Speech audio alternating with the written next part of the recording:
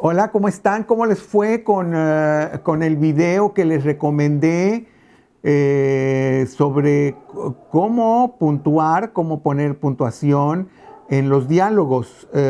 Creo que ese es un tutorial de esta escritora, Ainke, creo que es su apellido. Se ve una mujer muy capaz. Ahí nos dio 4 ejemplos.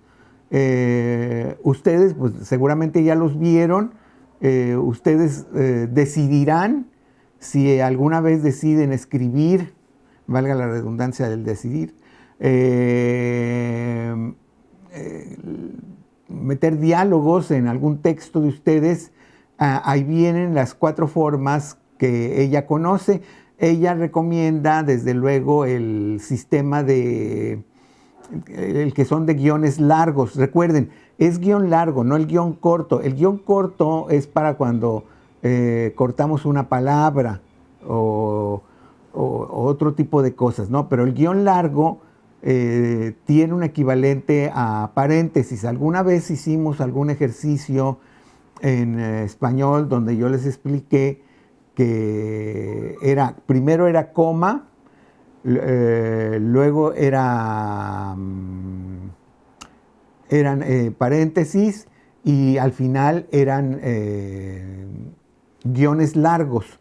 Ese es qué tan largo, qué tan lejos, la palabra qué tan lejos está el significado que vamos a poner entre comas, entre paréntesis o entre guiones. Entre más lejano esté conectado con lo que estamos hablando, entonces vamos a poner guiones. Si está muy cercano, vamos a usar comas. En el caso del diálogo, es otra forma. Ese nos va a servir como un paréntesis para donde dices y dijo la mujer. Normalmente ahí lo vas a poner entre 2 guiones largos si es que hay un punto y termina. Bueno, ahí lo ven en el tutorial de esta mujer, de esta escritora. Buena ella. Tiene bastantes tutoriales por si también ustedes se quieren ya por su cuenta recetar alguno. Por ahí los van a ver. Son cortitos, sus explicaciones son muy claras y creo que vale la pena.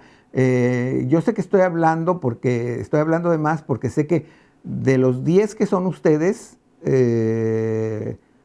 8 no lo leyeron o 8 no lo vieron, ¿sí? Y ahorita ya están pensando, bueno, en la tarde si tengo tiempo, porque creo que voy a ver el partido Pachuca-Querétaro, ¿sí? Entonces, bueno, pues tú sabes tus prioridades, ¿sí? No tiene desperdicio este tutorial. Es cortito y te va a quitar todas las dudas respecto a cómo debes de poner la puntuación en un diálogo. Bueno, recuerdan que les dije de que estamos en el taller de escritura, de la escribidera, de que se nos ocurrió un cuento, se nos ocurrió un poema, se nos ocurrió un ensayo, etcétera, etcétera. Entonces, ya estamos viendo que el diálogo es algo que podemos meter en nuestros textos y que el diálogo, les dije, una de las partes fundamentales del diálogo es que es en tiempo real. Todo texto tiene una velocidad, lo vamos a ver un poquito más adelante. Esa velocidad, no siempre todos los textos son lo mismo. No queremos eso, a no ser que sea un texto muy chiquito, 2, 3 cuartillas, bueno, pues está bien, no hay problema. Pero si es un cuento de ya unas 10, 12, 14 cuartillas, es muy monótono que todo es... No queremos eso, queremos...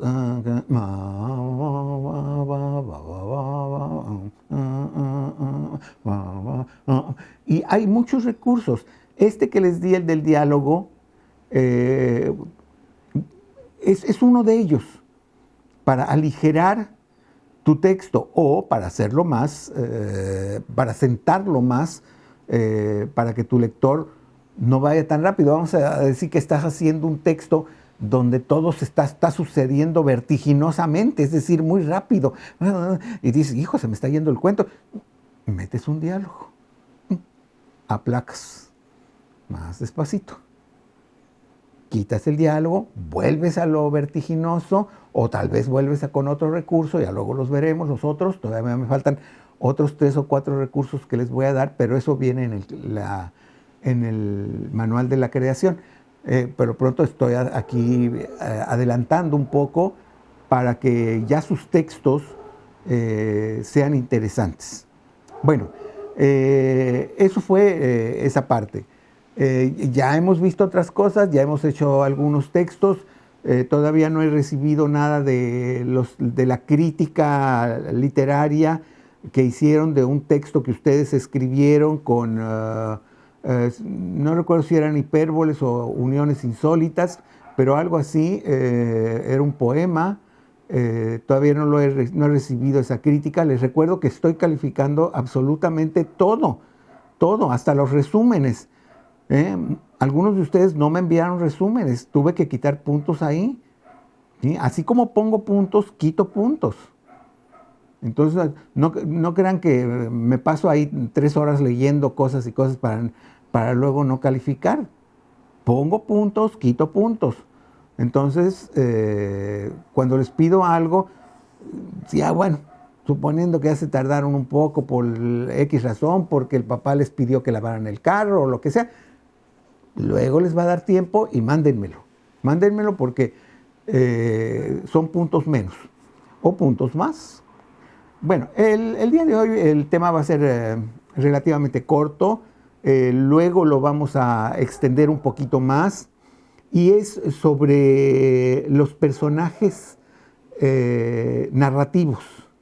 ¿Qué son los personajes narrativos? La mala, el bueno, el delincuente, la monja, el cura, el monstruo. No, esos son otra cosa. Son personajes, sí, de la literatura infantil, de la literatura contemporánea. No, pero eso es otra cosa. Eso nos nace aquí cuando hacemos la invención, ¿recuerdan? Invención, disposición y elocución. Aquí ya, desde que hacemos la invención, ya tenemos nuestros personajes. Pero esos son otra cosa. No, al personaje que me refiero yo ahora, el narrativo, este personaje narrativo es el cómo vamos a decidir quién va a contar la narración. Recuerden, narración es contar. Y cuando llegamos a la disposición, ya tenemos la idea en la invención, pero ya prácticamente estamos junto con la disposición. ¿Cómo vamos a contar ese cuento? ¿Lo voy a contar yo? ¿Lo vas a contar tú? ¿Lo va a contar él? Esas 3 personas, yo, tú, él, son las figuras, los personajes narrativos de cualquier texto. Ustedes decidirán cuál. El más común es el de la tercera persona, él. Y él entró a la casa, tomó una pistola y le disparó al cocinero que se encontraba tranquilamente guisando en la cocina. Pero es él, así, o sea, yo como viendo, ¿verdad? No involucrándome, él. Esto se llama omnisciente. Luego, ahorita no les voy a dar muchas palabrejas de esas, luego las vamos a ver. Es el que desde lejos ve y está narrando, está contando todo lo que está pasando, pero él no tiene nada que ver con eso. Nada más desde lejos observa. Aquí entra también esa otra figura que es la descripción. Él, la tercera persona, va a describir muchas de las cosas porque él está ahí, está viendo las cosas. Hay otro narrador que se llama testigo, que es un poquito muy parecido a esto. Pero como es testigo, nos tiene que describir lo que está viendo porque él lo está viendo, nosotros no. Recuerden que esto es textos escritos, no es una película, no es algo que está grabado con imágenes. Ahí el lenguaje es otro. Pero el lenguaje de la escritura es este. Él llega y describe: en aquella cocina tan blanca sobresalió la sangre de aquel asesinato. Por decir algo, ¿no? Inclusive ahí puedes meter ya alguna figura, alguna alguna retórica figurativa o algún lenguaje figurado de los que ya hemos estado viendo, ¿sí? Que ya casi vamos a terminar. Son mucho más de los que les estoy dando, pero les estoy dando los básicos. Bueno, entonces, ya que vimos que la tercera persona es la más utilizada, la segunda más utilizada posiblemente sea la primera persona, el yo. Y yo llegué a la cocina y vi al cocinero que estaba ahí, casi ya agonizando. Y entonces me le acerqué y le pregunté yo, o sea, yo, o sea, yo estoy ahí adentro. Pero eso no nos elimina de que no podamos hacer descripciones, ¿sí? Y yo vi cómo su blanco uniforme se había pintado de rojo a la altura del corazón, ¿sí? Y entonces, bueno, ya estás haciendo descripción tú, yo. Pero estás adentro, estás interactuando con el personaje que está dentro de lo que tú estás contando, mientras que él, la tercera persona, nada más cuéntalo desde acá, ¿sí? Él no va a ir a ver cómo está el herido, si acaso lo describirá desde lejos, pero no podrá intercambiar. El yo, en cambio, sí puede decir, y le pregunté, ¿quieres que te suba la cabeza? ¿O quieres que haga esto o lo otro? Ya tú ya estás interactuando con el personaje que está adentro. Inclusive puedes decir, y moví la silla o hice para acá un cojín. Tú ya estás dentro de aquello que estás contando. Esa es la primera persona, el yo. La tercera fue él, el que estaba así desde lejos viendo todo. El yo ya está involucrado ahí adentro. Y luego hay una tercera que pocos la utilizan, que es la segunda persona, que es el tú. Ese tú, con poca frecuencia lo van a encontrar en la literatura. Lo van a encontrar, porque ya el tú es para escritores de grandes ligas, ya no es para nenitos que no saben escribir. O sea, es para gente que sabe escribir. Yo les recomiendo que lean una novela que se llama Aura. Fíjate que no chequé si estaba en la computadora, pero casi estoy seguro que debe estar ahí. No sé si se pueda descargar, o mejor si se descarga hay que pagar, pero sí se puede leer ahí en la computadora, ¿sí? Esa novelita de Aura, porque es una novelita delgadita, muy delgadita, es lo que alguna vez ya les había comentado. Nosotros no tenemos esa división que tienen los franceses, que le llaman novelette, o sea, como sería, una traducción sería novelita, ¿sí? Pero no sería muy exacto, porque así cuando uno dice novelita como que suena peyorativo. Es un texto que está entre el cuento largo y la novela tal cual es. Entonces está ahí entre eso. No es una novela larga, pero tampoco es un cuento cortito, y tampoco es un cuento largo, aunque eso sería la mejor descripción que podría hacer uno, cuento largo, pero no es así porque tiene muchos elementos de novela. Recuerden, la diferencia entre cuento y novela es que el cuento nada más cuenta una cosa y sobre esa cosa está cuenta, todo gira alrededor de eso. Mientras que la novela cuenta una cosa y se sale para acá, y se sale para allá, y se sale para acá, y se va para atrás, y se va para adelante. Y entonces eso es lo que pasa en esta novelita de Carlos Fuentes, el gran escritor mexicano, ya desaparecido. Carlos Fuentes escribió Aura. Es una novela no de terror, sino de un cierto misterio de lo que está sucediendo adentro, ¿sí? Yo les recomiendo que la lean. A mí en lo personal me gustó mucho. Carlos Fuentes, yo no leo mucha novela, aunque sí leo, pero es de los pocos que me ha gustado mucho sus novelas. Por ejemplo, me gusta mucho Artemio Cruz, me encanta. La región más transparente, también es otra gran novela. Y ojalá que las puedan leer. Bueno, pero me estoy saliendo del tema. Estábamos en los personajes narrativos. Entonces ya quedamos que hay 3 personajes que pueden intervenir en el cuento, en la prosa que ustedes van a escribir, y que son yo, tú, él. Ustedes decidirán. Pero estaba hablando del tú, el tú, esta segunda persona. El tú tiene un encanto que los otros 2 no tienen. El tú es algo como que es casi un diálogo entre tú y el lector.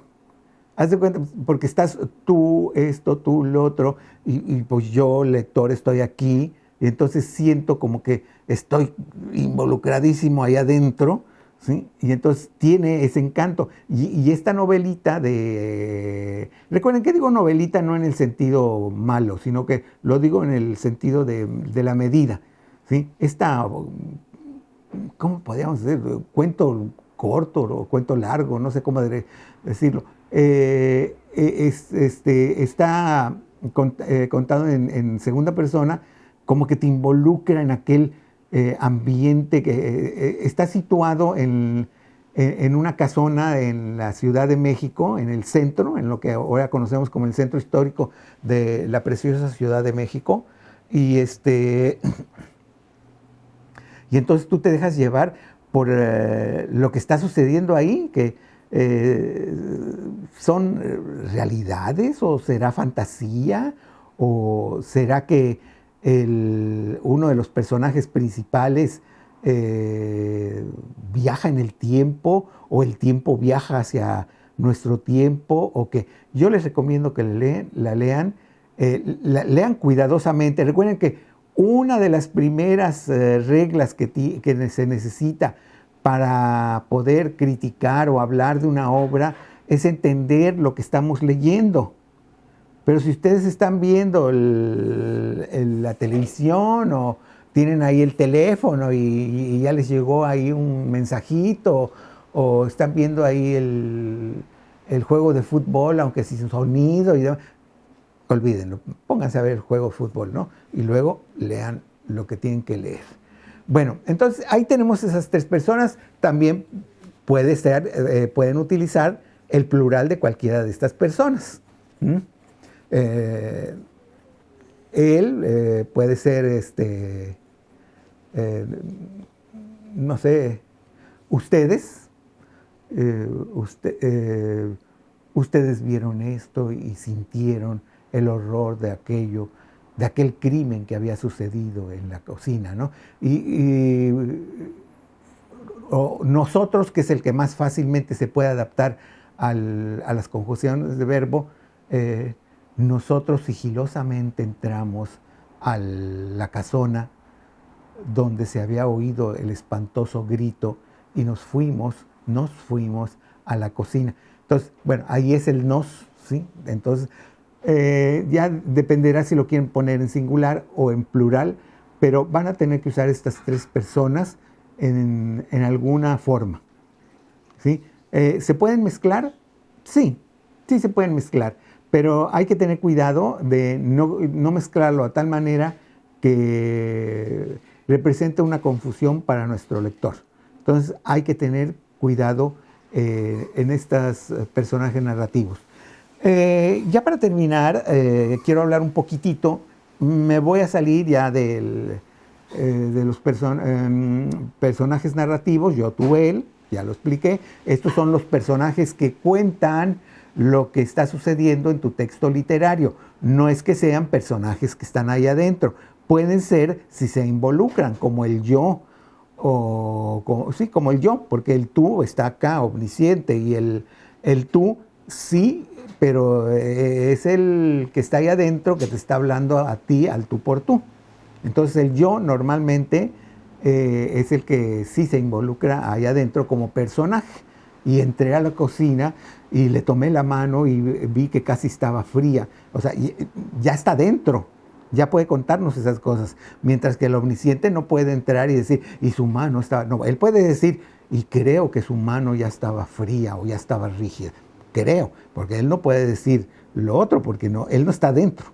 ¿Sí? Bueno, entonces ya eso lo dejamos por un lado. Si hay alguna pregunta, háganmela saber, podríamos explicar un poquito más. No busqué un tutorial de esos, pregúntenme si quieren que les busque un tutorial, se los busco y por ahí seguramente debe de haber uno, aunque es tan fácil esto que acabo de explicar que no creo que haya mucho problema. Pero hay aquí algo que sí quería hacer un poquito un paréntesis, y es sobre el monólogo.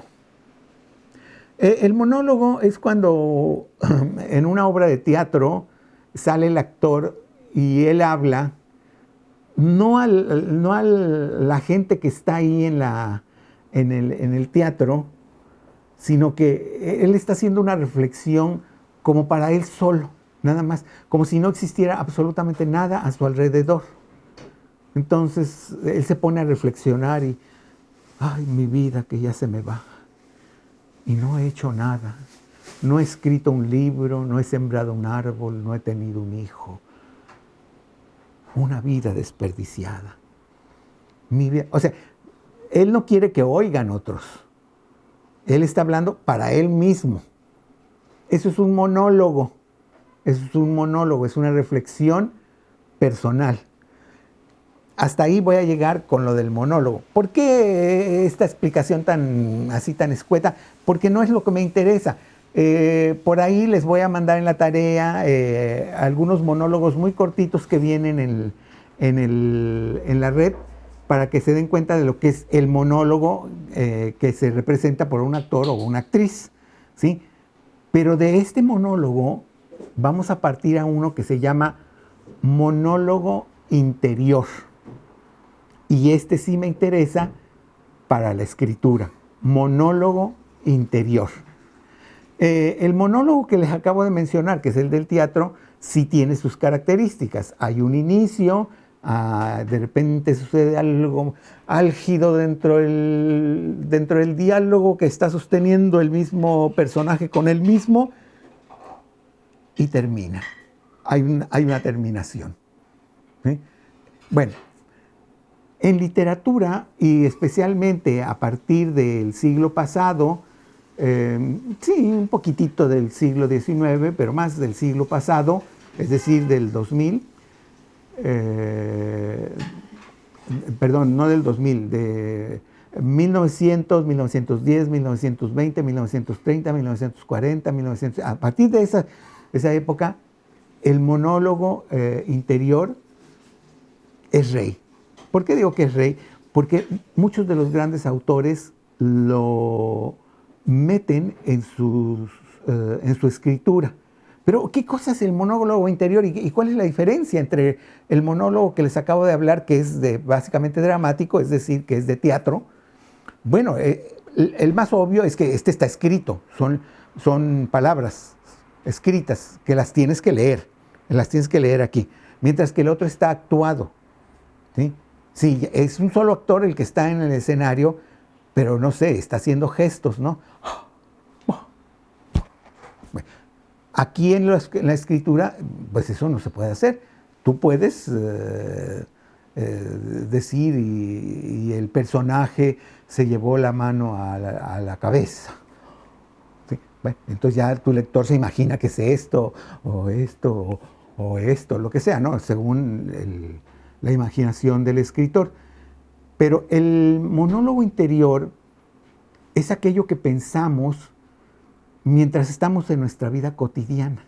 Por ejemplo, yo ahorita estoy hablando de esto, pero estoy pensando también,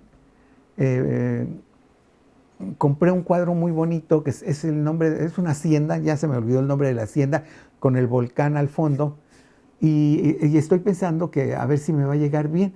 Entonces, hagan de cuenta que sigo yo, hable y hable sobre la primera persona, la segunda persona, la tercera persona, pero dentro de mí hay un monólogo interior que dice, hijo, ojalá que cuiden bien el cuadro, no sé que vaya a llegar rasgado, porque luego no los cuidan. debí haberles dicho que le pusieran doble cartón. Ay, cómo no les dije. Debí haber visto ese detallito, o debí haber comprado un seguro para que me llegue bien la pintura. ¿Cómo no se me ocurrió? ¿Sí ven el cambio? O sea, esto es algo que yo estoy pensando acá que no tiene absolutamente nada que ver con lo que estoy aquí presentando como una enseñanza. ¿Sí?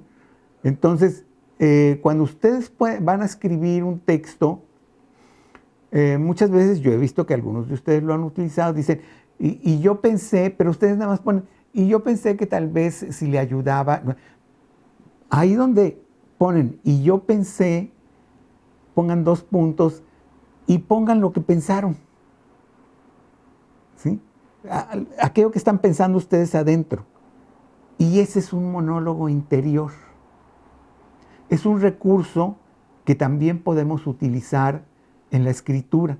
Y aparte es un recurso precioso porque luego se logran monólogos interiores muy interesantes. Hay personas que dicen que, yo estoy seguro que ya han oído ese de to be or not to be, ser o no ser, de William Shakespeare en Hamlet, que ese es un antecedente del monólogo interior.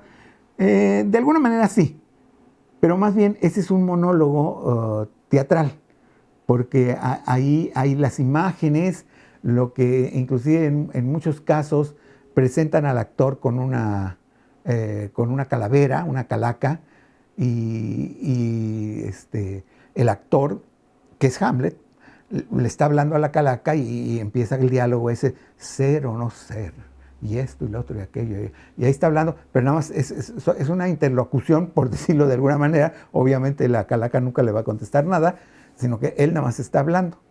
Mientras que el monólogo interior, les digo, es acá. Entonces, cuando pongan así, yo pensé, pongan 2 puntos y aviéntense ahí un diálogo interior, ¿sí? Y pongan cómo piensan, qué es lo que están pensando adentro, que no tiene nada que ver con lo otro, o sí puede tener que ver con lo que están relatando, pero acá puede estar siendo una conversación cotidiana, vulgar. Sí, oye, ¿y vas a comprar unos tacos? Tráeme unos 3 tacos, ¿no? A mí tráeme los 2 de chicharrón y tráeme uno de papa. Sí, bueno, este es un diálogo pues frívolo, ¿sí? Pero a lo mejor dentro de ti tú estás pensando en la ruptura que acabas de tener con la mujer que tú amas o con el hombre que tú amas, ¿sí? Y entonces dentro de ti, ¿cómo lo estás pensando? Mientras estás pidiendo aquellos tacos, ¿verdad? De alguna manera, ¿sí? Pero puede haber un diálogo interno o diálogo interior que puede ser también prosaico, y sin embargo que puede tener un cierto valor. Por decirte algo, y tu mamá te estaba regañando porque reprobaste redacción y te estaba poniendo, como vulgarmente dicen, como camote, lenguaje figurado, ¿sí? Pero mientras te está regañando tu mamá, y es que mira eso y todo lo que trabajo y para que tú no lo aproveches, y tú adentro pensando, ay, ojalá que me pueda comprar un Subway ahora que vaya ahí a H-E-B, ¿no? O sea, tú estás pensando en otra cosa. Ese es tu monólogo interior, mientras que acá tu mamá te está tratando de hacer ver que esto, lo de aprender, el aprendizaje, va a ser tu tesoro, va a ser tu cuenta de ahorros para el futuro. ¿Sí? Entonces, espero que me hayan entendido esto del monólogo interior, y esto lo pueden también meter en su obra literaria.